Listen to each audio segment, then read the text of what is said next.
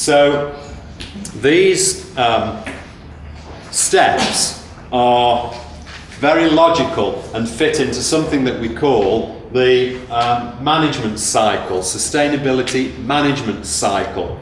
And this approach was originally formulated by those tour operators I mentioned yesterday, who worked together in the late 90s in something called the Tour Operators Initiative. It was a group of 13 tour operators that was coordinated under the arm of, or the wing of UNEP from their office in Paris. And they were the pioneers, really, of sustainable tourism for tour operating. Each of them did their own thing, but it was about sharing good practice. They didn't work at that time collectively on anything.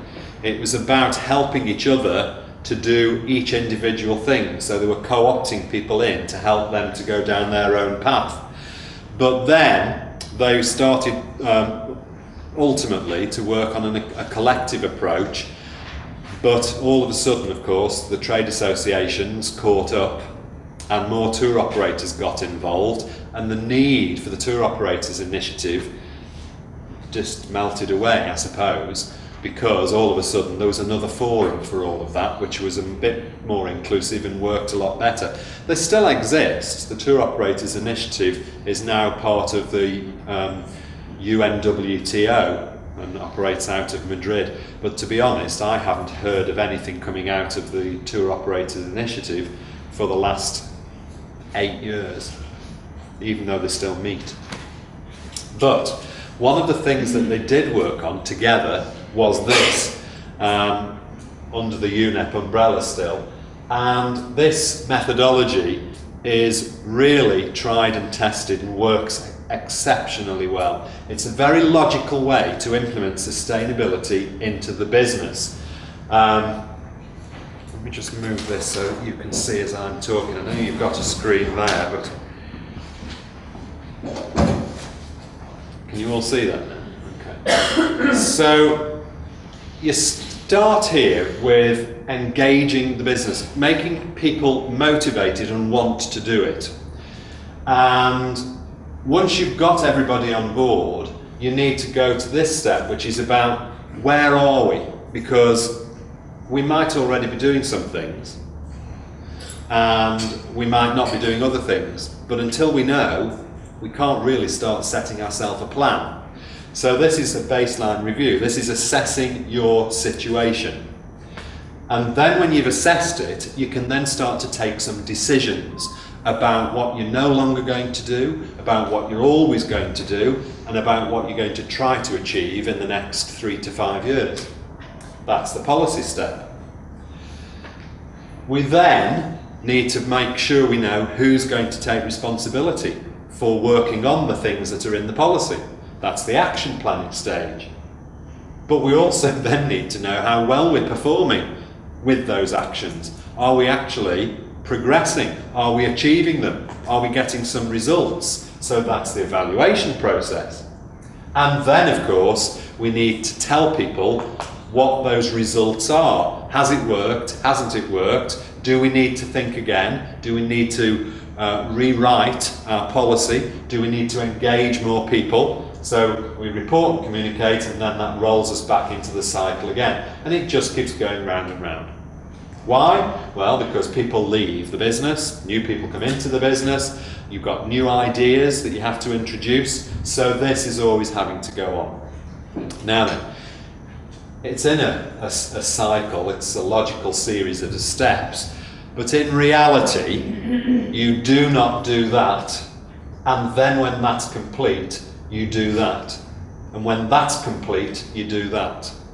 If you were going to do it so religiously, then it will take you a long time before you ever get to the point of writing a policy. You'll be here this time next year, and you still won't have a policy, because that takes a long time. So in practice, whilst this is the logical series of steps, then you would pretty much simultaneously be working on at least these 3 or 4 steps. And this will all fall into place as we go through them today. Okay? We're going to just concentrate on those first 3 before coffee. So, engaging people. Well, engaging people is really, really important. Why? Well, imagine your workplace, whatever you do, whether you're a tour operator, an agent, you've got accommodation, or you're an academic institution, whatever, it involves a group of people. Some of them might be managers at the top or CEOs, some of them might be very sort of basic level staff at the bottom, whatever. You've got this total workforce. And it's a bit like making a jigsaw puzzle. Everybody understand what a jigsaw puzzle is? Yeah? Where you slot all the pieces together to make a picture. Okay. This is what sustainability is like. It's about finding the right piece and putting them together. And eventually, the whole painting is sustainable. But you wouldn't want to hang that painting on the wall, or that puzzle on the wall, if there was 1 or 2 pieces missing out of it, would you? You would not do that. Unless, of course, that was an artist's approach and there was some significance about that one piece that was missing. That's the only time. Well, in the workplace, one person not being engaged is a missing piece of the puzzle, because they can be undoing behind the scenes all of the things that everybody else is working on. So you've got to make sure everybody's part of it. Every single person, from the top right down to the bottom. Now that's interesting, because it might mean that some of you who are here are somewhere in the middle. Some of you might be up here. I doubt very much that there's many people here right down there. So that means that if you're, let's say, the majority of you might be somewhere in the middle in terms of the levels within your business, then you've got a bit of a job to do, haven't you, after you go from here? Because you've got to engage all the people up above you. Some of those might be engaged already, because they might be the people that sent you here, or said, we think this is a good idea. So you're part way there. But often, in my experience, it's 1 or 2 motivated individuals on the board of directors, and the rest of them is just saying, oh, go on, it's him or her again. Let's run with it and see what happens. But they're not really convinced. But that's no good for sustainability. You've got to convince everybody. So there's some tools that we're going to use and learn how to do that. So, engage the management team is the first step. Okay? Let's assume that we've run through the tools and finish this first. We've engaged the management team, but everybody knows about sustainability, but nobody knows what to do or how to do it. It requires coordination. So there needs to be somebody who's going to be a bit like the conductor of an orchestra, you know? Remember, the conductor of an orchestra doesn't actually play an instrument, or doesn't even sing. It just makes sure that everybody keeps up with each other and that people play their instrument in the right place. And if more work is required from the string section, then we increase the volume. And if less is required from the wind section, we decrease the volume. That's what the conductor does. And that's what this person does. This person, the sustainability manager, sometimes the coordinator, I prefer coordinator actually, is a conductor, not a do-everything person. Unlike a conductor, they might actually do a few things because they're still an employee, you know, they're not coming in from outside, they're in there, so they've got to be part of it. But in the main, they're making sure that it works. Well, it would be logical, would it not, for the people that have the most knowledge to be the people to do that. So I would assume, maybe I shouldn't, but I'm going to, that you will be that person, because you will have more knowledge than others. Or maybe you will pass that knowledge on from here, and between you, you will find who that person's going to be. But it'll probably come back at you. Everybody, in order to be committed to sustainability, everybody's got to have a little part of that puzzle. And it's much better if that's cemented into the business. And how do we do that? We write it into people's job descriptions and role profiles. So you put it there. So this is your role in helping us to become a sustainable business. That way I know that that's part of my responsibility and I can't duck out of it. And that should be through everybody's, top to bottom. And of course, you need to make sure that everybody knows what to do in order to put these pieces together. So that's about training people. Now, it might be that some of the training is just going and delivering this that we've done over these 2 days. But we haven't really gone into great depth over certain skills that some people might need in order to tackle particular areas. Like, I mean, we could spend 2 days just talking about impact assessment. We could spend a week talking about environmental management for the people that are going to have to monitor and manage that. So there is quite a bit of training to be done to make sure people are skilled up and ready to be able to accomplish the tasks that you're going to set them. And when all that's done and everybody's ready to go, you've got to think, well, has our company now changed in its mindset? As a result of this, are we now thinking differently about how we're going to approach delivering our product? So we might have to revisit the company's mission statement, if there was one, and think about how sustainability has now influenced that. One of the things that's common is that having done this, the business realises that its values are perhaps wrong. That its values that they had before are actually very inward-looking and not outward-looking. The values are probably more about making sure that the investors receive a good return or keeping people happy, when in fact, through this, the values might change into we want to be seen as a valuable element of society. We want to be seen to be contributing to global issues and managing our own impacts. Those might become the values. Okay, back to the top then. Engaging people. How do we do that? How do we go upwards with this to people up there and convince them that this is the only way to go? We don't want to give them a choice. We're going to say, we must do it. Yes, but we must before explain, clearly explain. You've got to clearly explain. There's got to be a lot of big information process, and I would imagine that from here there are going to be quite a lot of conversations that people are going to have to be having. But I'm going to give you a technique now which is often used on the sales floor, actually, to make somebody's mind up for them. And this is a technique that's very good in engaging people at the top.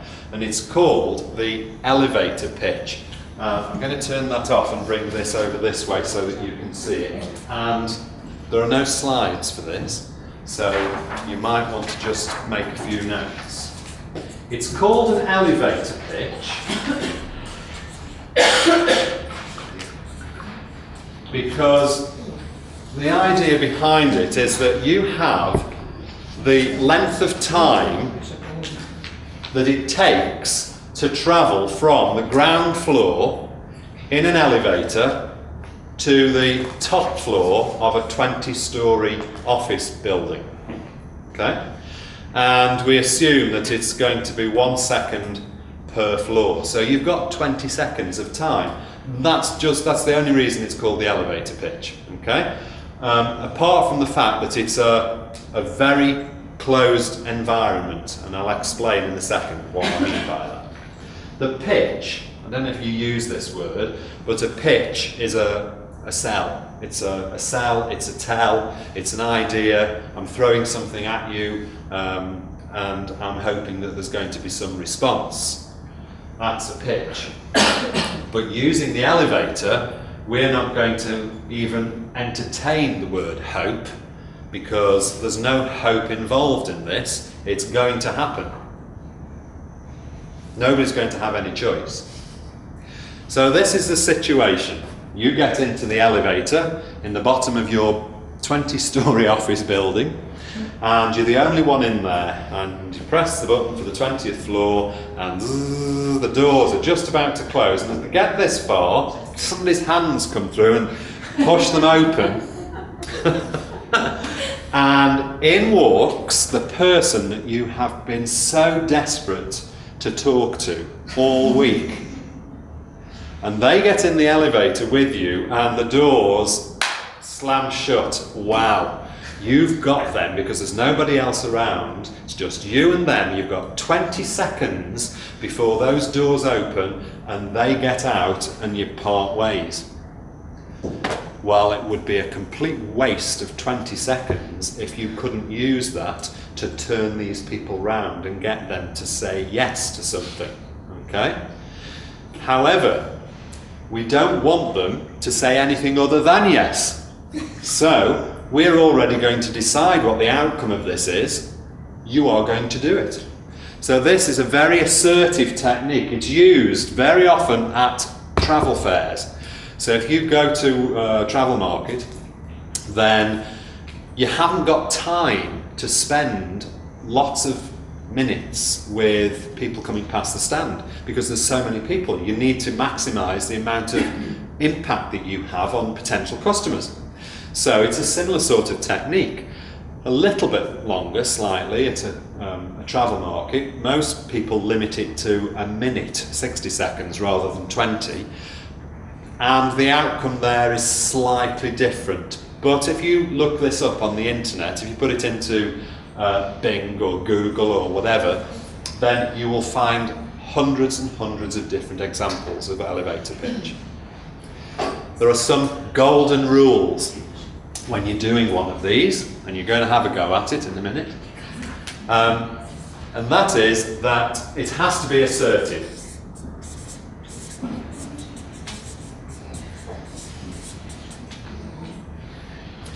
And the best way to make sure that it's as assertive is to rehearse it. So it's pre-planned. You don't just get into an elevator and the doors close and you think, oh wow, and you start talking about something without any thought behind it. It needs to be pre-planned, otherwise you can't determine the outcome.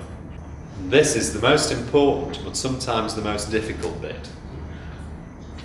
You do not allow the person in the lift to speak at all.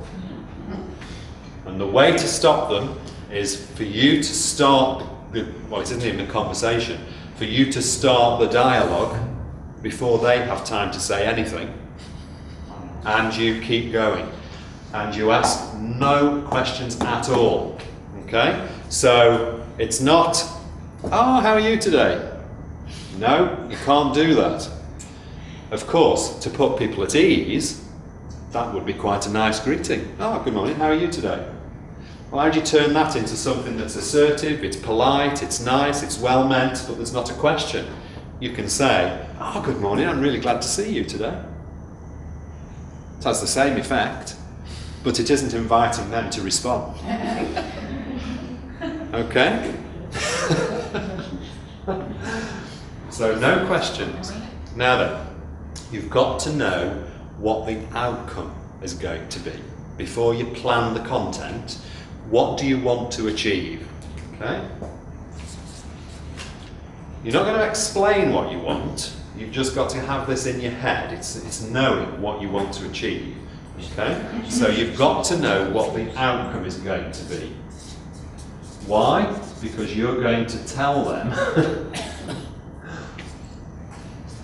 what they're going to do. Which is very interesting when you're talking to your CEO. shoes on the other foot for 20 seconds. Okay? Now then, you've got, because you've done that nice greeting, so you put people at ease, so I'm going to put that on here, use some form of greeting, and now what you're going to do is you're going to tell, you're not going to be involving them, so this is a tell. So you're going to tell a story. I don't like to use that word because stories, people think it's fiction, it's not real. But you're going to tell some truths.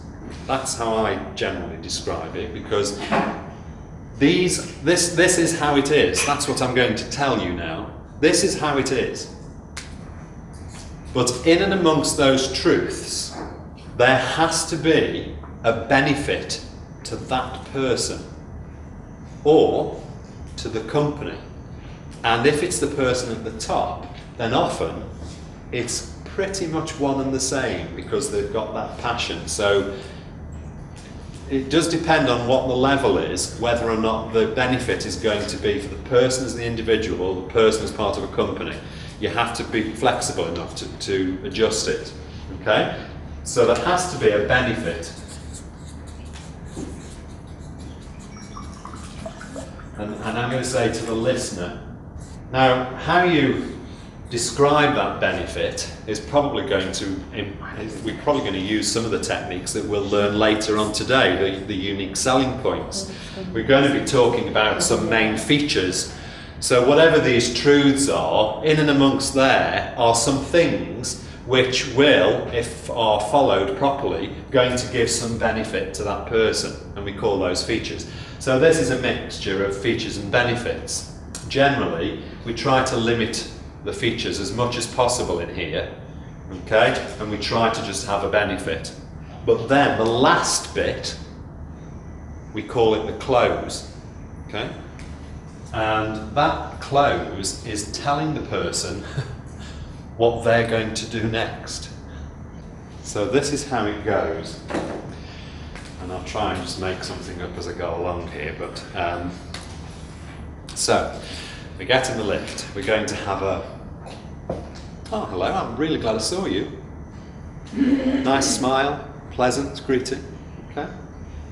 You won't believe what I've just discovered. Now I've used that because that's making somebody go, oh, okay, I'm just getting ready now to hear something that maybe is quite unusual. You won't believe what I've just discovered.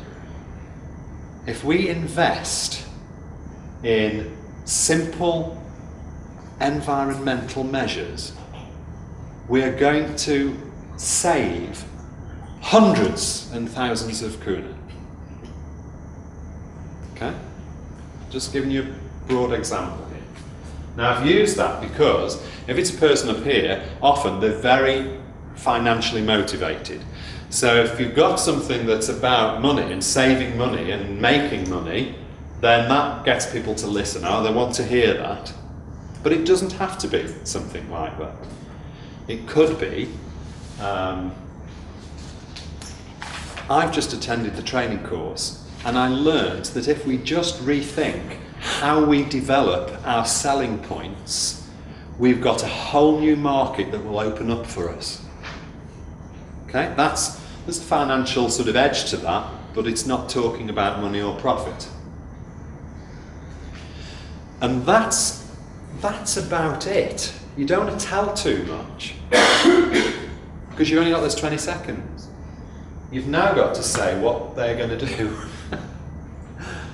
I know that you want to hear more about this. Okay, notice how I did it? Not, do you want to hear more about this? Because that's a question. I know you want to hear more about this. Not you will, you do. You want to hear more about this. So, we've engaged people, we've got to the point now where we really need to be thinking about this, the mission statement. And the mission statement is about this new positioning of the company. You may have a mission statement already, but it might need some revision based upon the fact that you are now going to perhaps have not a new set of values, but you're going to put some of the values that were maybe at the bottom of the pile a little bit further towards the top, because you're thinking, actually, if we build the company on these values, we'll still get the others achieved. And therefore, it's just a different way of delivering a product. Okay? It's not new, and then that's one thing to say about sustainability in general. It's not a brand new way of doing things. It's just a different way of doing things. That's what it is. So there's nothing to be scared of with sustainability, and I think you're beginning to see that.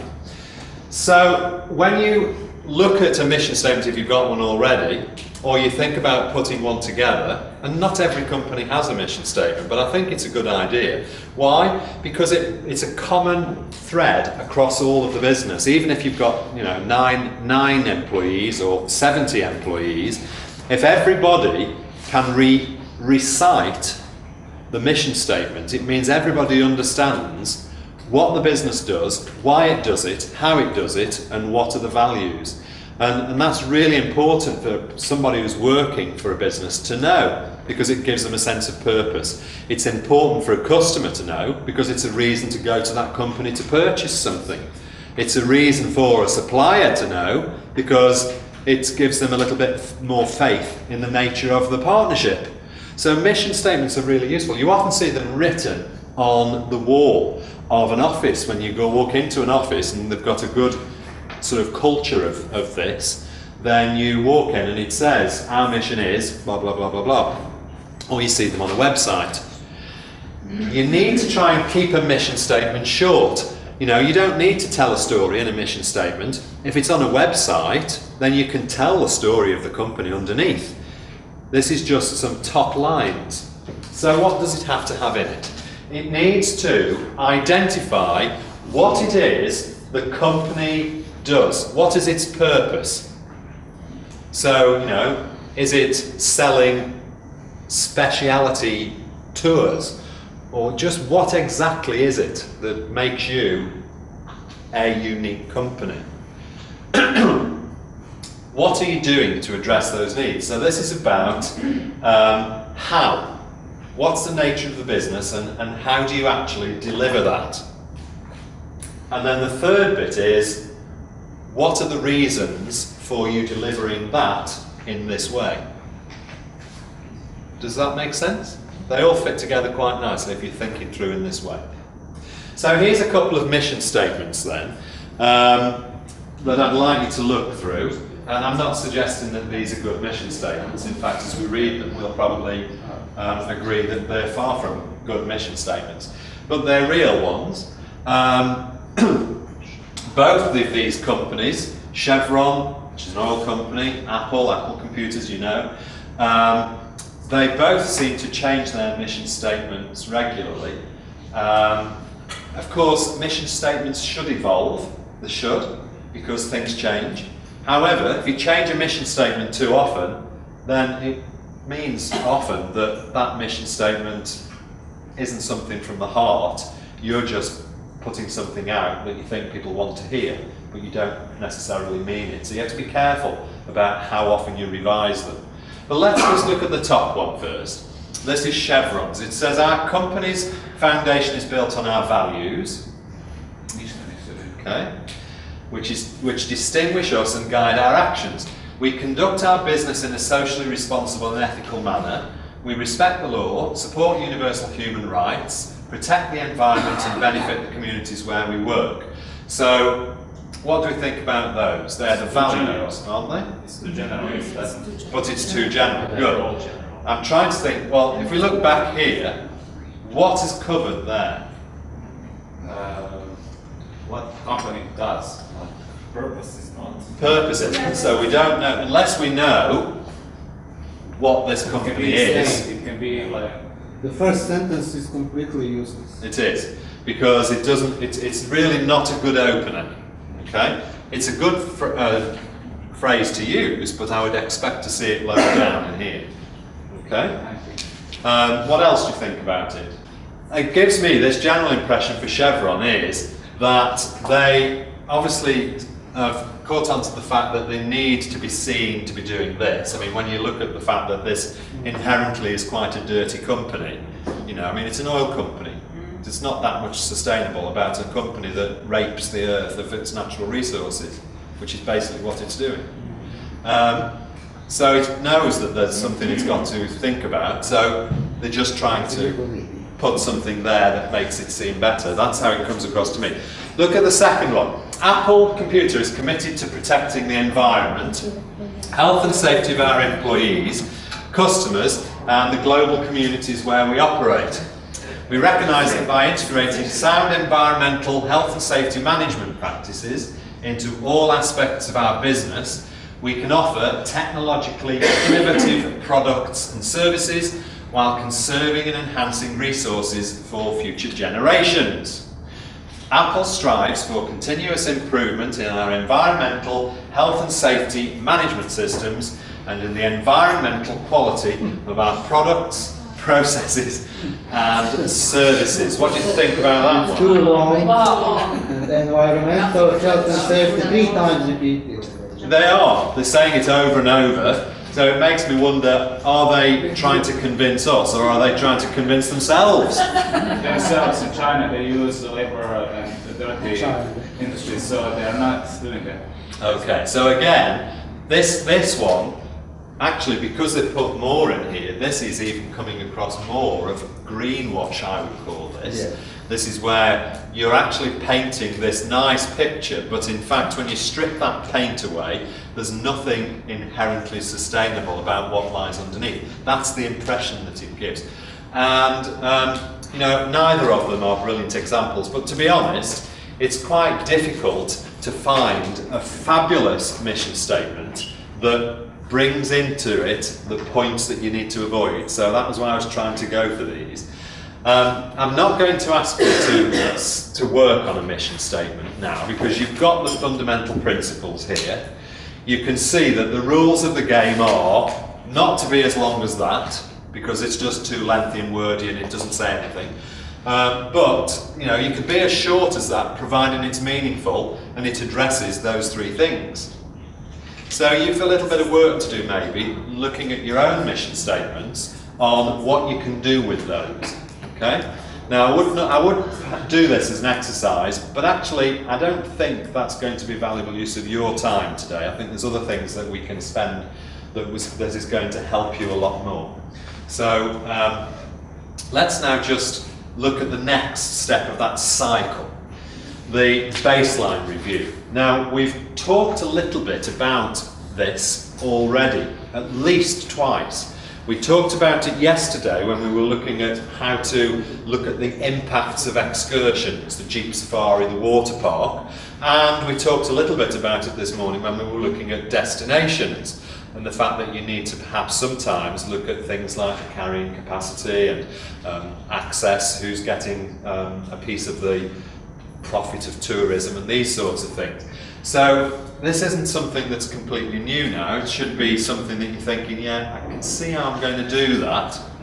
One of the tools that you need in order to do a baseline review is a checklist, really, of things that you could expect to find in the business. And the good news is that because Travelife now has been running since 2004, then we've collected over those years, 9 years, a big, huge box of actions that work for different businesses that you can identify as things that you might or might not do in your business. And if you're not doing any of them, then it's a bit of a baseline review. So if you look through all of those actions and you say, no, I'm not doing that, I'm not doing that, I'm not doing that, I'm not doing that, that helps you to think, well, should I be doing it? Yeah, I should. So this is a good way of tackling this baseline review. So this is why, in practice, whilst this is the logical sequence, it's good to be doing a bit of this, because that process helps to give you the information that drives that process. It can be done without that, but it can take a long time. If you do it at the same time as this, the two will help each other. Okay? So, it's important when you do a baseline review to make sure that you cover the different areas of reach of the business. You're not expected to do everything. When you first start working on sustainability, you should be doing it in small steps. We wrote that down over here. Small steps. It's at your own pace, and what you tackle might be totally different to what somebody else tackles. But at least you should be walking across several steps at the same time that are at that level. So you should be covering a step here, here, here, and then trying to achieve this ultimately. But for some companies to get to this total impact, it can take a long time. Depends how big the business is. And again, it's a bit of a balancing act. I know in here we've got some large businesses and some not so large businesses. We've got some that have got 5 employees in the room. Well, you could say, well, if there's 5 employees, then the scale of our business is perhaps not so large. It might be easier to do this. But if you've only got 5 people to share the task amongst, that's a challenge. If you've got a bigger company, then you've got a much wider range of things you've got to look at, but you've got more people to help on doing it. So, big company, little company, it's probably what we call even Stevens in the UK. You've both got the same challenges, but in slightly different ways. This checklist is really important. I'm going to show you one in a short while, and that'll let you have a go and see, well, what are we doing and what are we not doing. But this is important. Remember, some of these themes keep coming up again and again and again. Prioritise. So, make sure that you identify the things that are most important in the business, because the people who are all of a sudden seeing you emerging as a company that's working on sustainable development will be watching your every move. They will be saying, okay, do they know how to do it? Are they doing it right? They say that they're doing that, but in fact I've just been here and I can't see any evidence of it. So you are exposing yourself, and that's the downside of being sustainable, is that you are revealing yourself in your true colours. You're opening the door on the company. But actually that's a really good thing, because it shows transparency, credibility, and people embrace it. If you do it in the right way, nobody is going to be concerned about the fact that you've got some things to improve upon. That's fine. If the doors are closed, there's an assumption that you're trying to improve on everything because nothing's good. That's how it goes.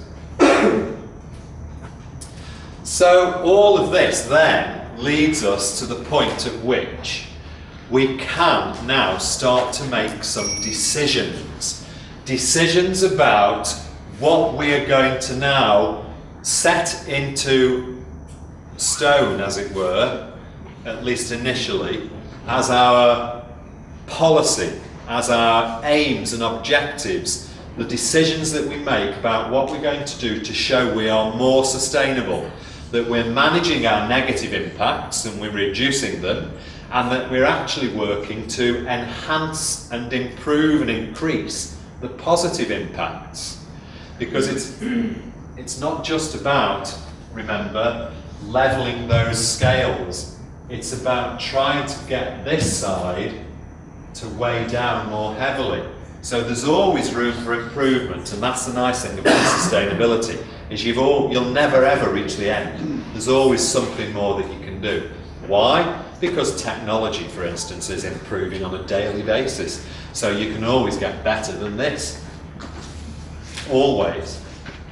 So, what are the rules of the game with policies? Well, you prioritise your impacts during your baseline assessment so that you can see the big things that people are going to be aware of. That might mean if you're an operator or an agency that's working with specific accommodations and you send more people there than anywhere else, that's going to be part of your top priority when you're looking at supplier relationships and product development.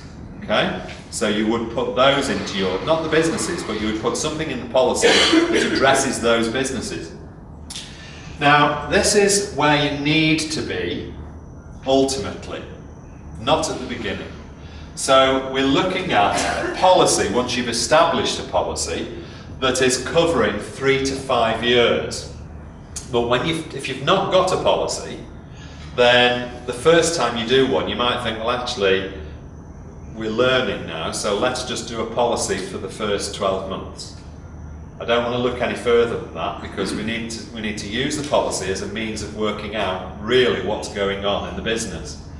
So maybe just 1 year initially, but then when you revise it, that would extend and you would start to split it up into sections. You would say that in the short to mid-term, these are our priorities, and in the long term, we aim to do the following.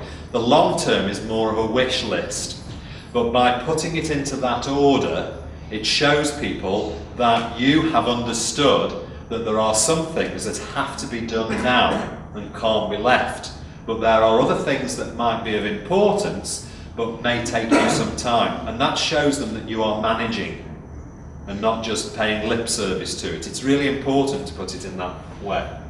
5 to 20 pages, that's a sort of a policy of an experienced, established, sustainable company, or more sustainable. You can't be fully sustainable. Initially, your policy might be no more than 1 or 2 sides of A4, and that's fine, that's acceptable.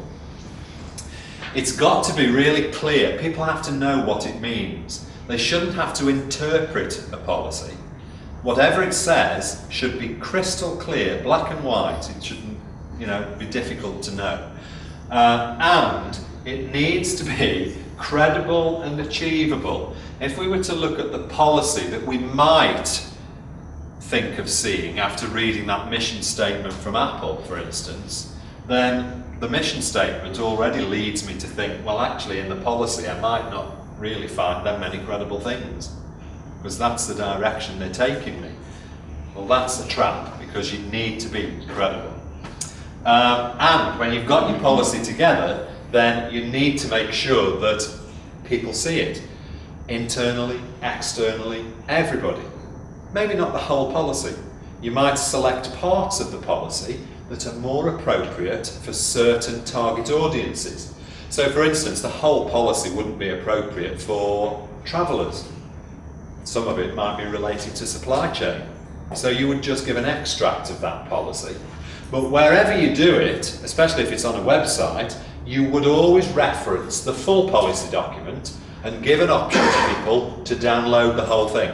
So it's there if they want to read it. That shows that you've got nothing to hide. Okay? But of course, this is where it comes to the crunch. If you put it in a policy, there will be an expectation that you are going to deliver it. So you've got to be seen to be doing what you've put on paper. Now, there are ways in which you can write policies that make them understandable, credible, transparent. And I'm going to give you, or remind you even, because it's a technique you will have used before, on how you can construct them, and we're going to have a go. These are some of the do's and don'ts. Okay?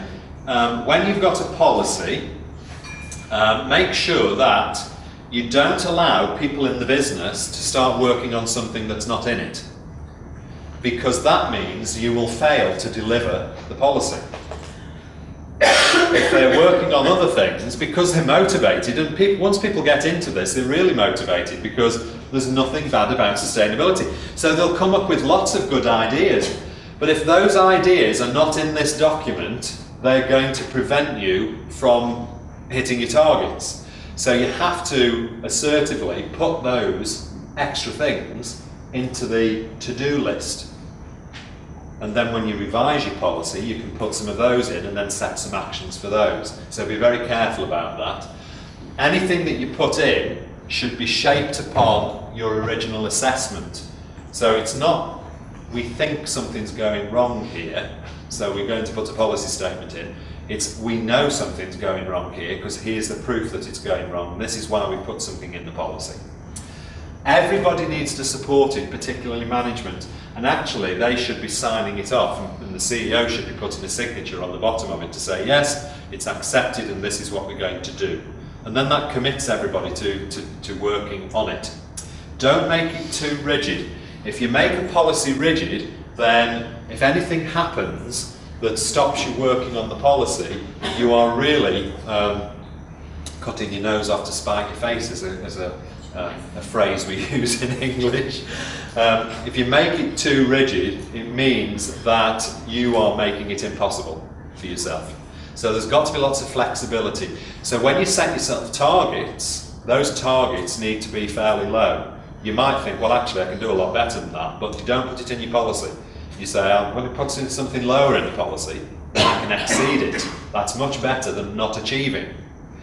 Also, you don't want to make the policy so rigid that you can't just put it to one side at some point, because who knows what's going to happen. You know, all sorts of things happen in this planet of ours. Ash clouds, global crises, terrorism, climate change, hurricanes, hell, God knows what happens, doesn't it, that stops us doing tourism.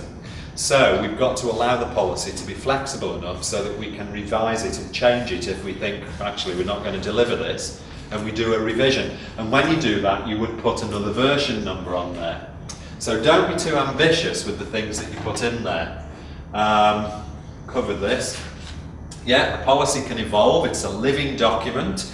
So once you've written it, it doesn't have to sit there for 12 months without any editing. You can produce a new one. But if you do, you must remove all of the old versions from public view, because otherwise some people will be looking at the wrong one and judging you against that instead of the new one. So you've got to make sure you manage that process. It's good to bring your suppliers in to the team. If you create, for instance, it's very good when you start working on this to motivate people to bring together key people in the business into a green team, they're often called, and the best green teams don't have any managers involved. The sustainability manager or coordinator does go in there now and then to keep steering things along, but if this comes from the general workforce, then there's usually a lot better buy-in to things. But if you bring in some suppliers sometimes to the discussions about creating the policy, then they give a bit of a sense check on whether or not some of the things that you've put in there, particularly about them, whether or not they're going to work. Because they'll say, well, okay, that might be your objective for your suppliers, but I can tell you now, as one of your suppliers, I wouldn't accept that. And that's good, that's valuable inside knowledge. Obviously, you won't want them around the table constantly, just when you feel that you need them for, information. So, it needs to cover those 5 areas, basically, as a minimum. But you don't have to do everything on internal management. You do your things you can manage now, the quick wins, the things that are going to give you payback and put money into the piggy bank, so that then you've got money there to spend on investments when you come to work on next year's policy statements. This is about new products. That's got to be in there, because if you're becoming a sustainable business, you've got to be showing people that you are thinking about it from the beginning to the end, rather than you just cherry picking bits out of your whole program. Okay, so that's why that's important. And obviously these are the main areas of a business, whether you're an agent or an operator, and to some degree they fit most businesses and even institutions. I'm not going to go through all of those. I mean, you're going to get those slides. I can't remember whether I included them in the workbook. I may have done, I may not. This is responsible travel policy for orderly travel, who some of you may have heard of. And they've put their policy on the website. Unfortunately, there's a lot down here. You'd have to scroll down to get to it. But they do a general opening statement about their policy, and then their commitment about what they do. And then underneath there are some concrete objectives. The policy then is a mixture of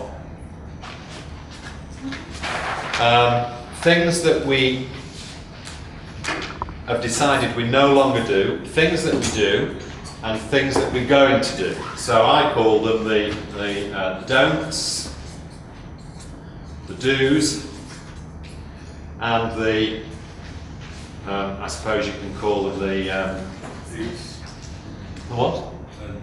The dids. Well, the dids are part of the do's. It's the don'ts, the do's, and will do's. There we go. Okay?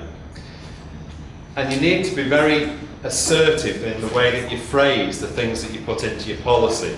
And I mean by that, you can't be vague. So you can't say something like, we will endeavour to. Well, endeavour is another word for try. And try means, I'm not really sure if I'm ever going to achieve it, but I'll have a go. Well, that's not an assertive, that's a very passive type of a statement. You need to be assertive, and that means we will. We are going to. Okay? Not we will try, or we aim to, or we aspire to. Those are all very wishy-washy. They may or may not ever happen. So some of the don'ts are things like, we do not engage in any activities which involve the sale of endangered species. Okay?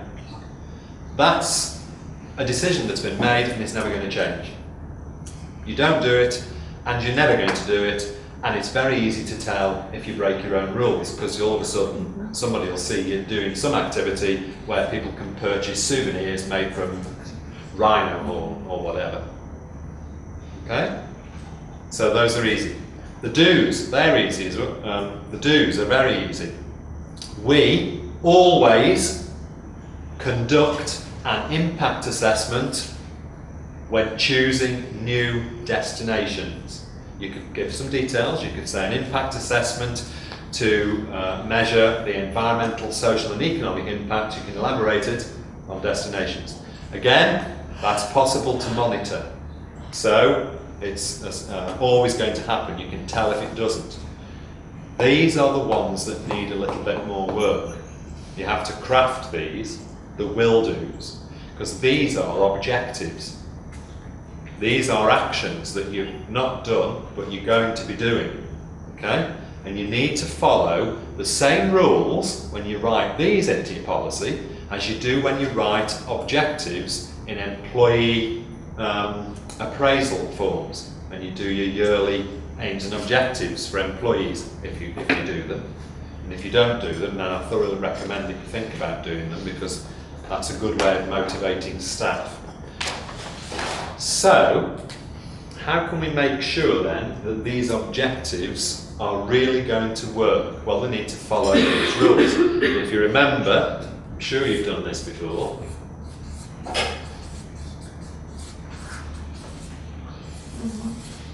When you write objectives, they should follow 5 rules. Okay? They should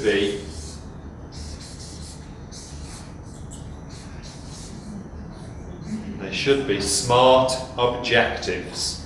Okay? What does the S stand for? That came from somewhere. Specific. Good.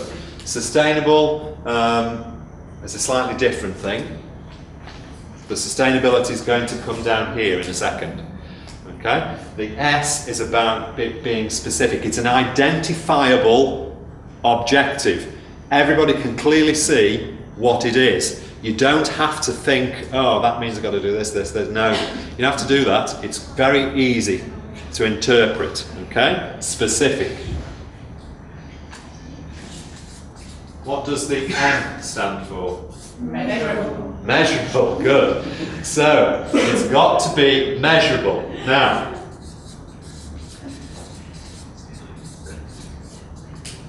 that means that I've got to know either how much has been achieved or when it's all been achieved. There's got to be a way of knowing. Okay? Now sometimes it's easy because there is a measurement involved, a physical measurement. So for instance, I might set a policy objective that says we will reduce our energy consumption by 20%. Okay? That's not smart yet, but it's the beginnings of a SMART objective. We will reduce our energy consumption by 20%. It's specific because it's about energy consumption. Okay? It's measurable because if I've mentioned a figure at any point in time, as long as I'm taking making records, I can show people how close I've got to that reduction. Yeah? There's still something missing from it though. Specific, measurable, achievable. That means that if we were looking at what I've just said, we will reduce our energy consumption by 20%. Is that achievable? Yes. Okay. We will reduce our energy consumption by 90%. Yes. It is achievable. It is achievable. We will reduce our energy consumption by 100%. It is achievable. It is achievable, exactly. If you can do it physically, it is achievable. So you've got to think, is this possible? Doesn't matter whether or not you can actually get to it. Just think, is it possible? If it's possible, then it's achievable. However, this is where the next one is going to modify that. Okay? Realistic. Good. Is it realistic?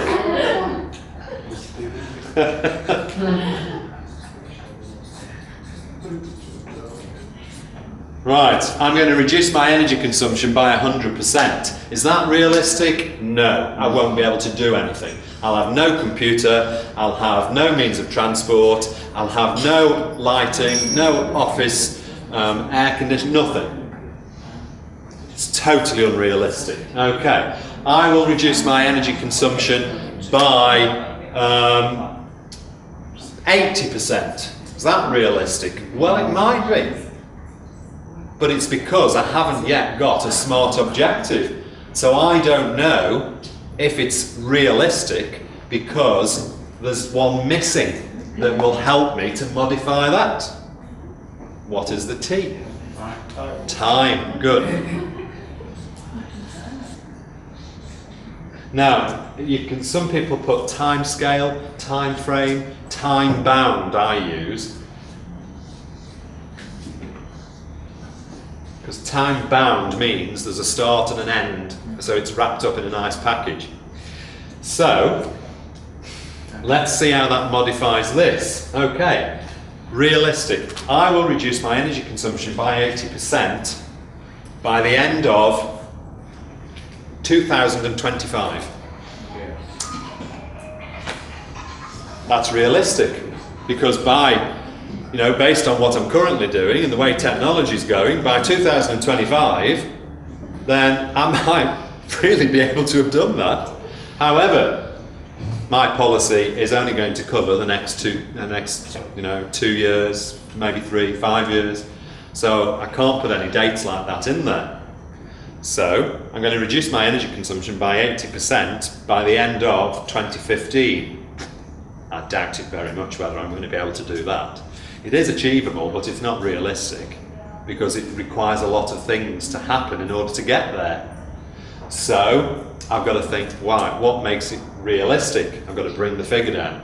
So a nice, smart objective to do with energy for a business like yours would be, we will reduce our energy consumption by the end of 2014, by 5% by the end of 2014. 5%. Small. You can do a lot better than that.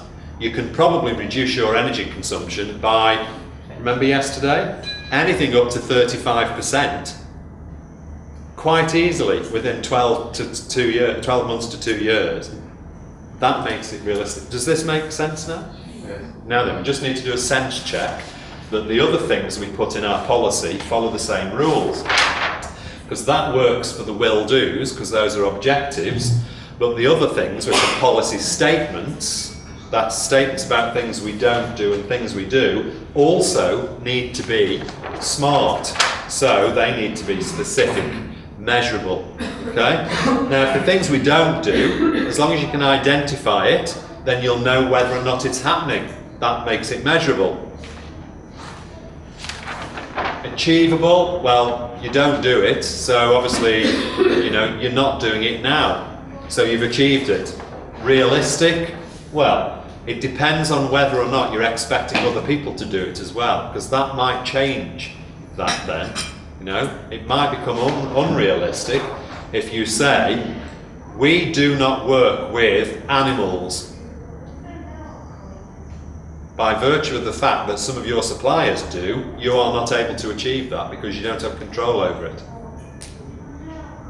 So you've got to think about that, okay? The same with the do's.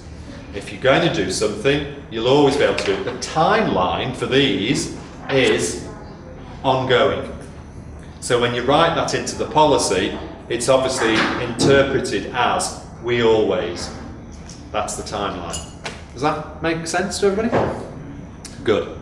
Now, after we've had lunch, I'm going to ask you to work on this and to create some policy statements. But I think you need to, you know, have a bit of energy before you do that, because what looks quite straightforward isn't. You do need to, yes, but I'm going to give you some other techniques that will help you to think. So I just want to recap just before we break, because we've done a lot now this morning. You know, we thought we did a lot yesterday, but wow, you know, we managed to look at transport, we've looked at destinations, we've looked at opportunities to communicate to customers, we've looked at the 6-step approach. We haven't got right round it yet, but we've looked at engaging people, the elevator pitch. We've looked at mission statements, framing the reason for being. We've looked at the baseline review. We've looked at the how to put together a policy statement and what it means. It's an awful lot of information, okay? But I'm hoping that now things are starting to fall into place a little bit, and you're thinking, actually, if I do it this way, it's going to be a lot easier. And that's what Travelife's built on. And we're going to be spending time this afternoon looking at the Travelife process, which helps you through these stages and makes it really, really easy, because it's all in there. So as long as you interact with the system, then you can't really go that wrong. The only problem you face is getting it to work in the actual situation. That's it. Okay?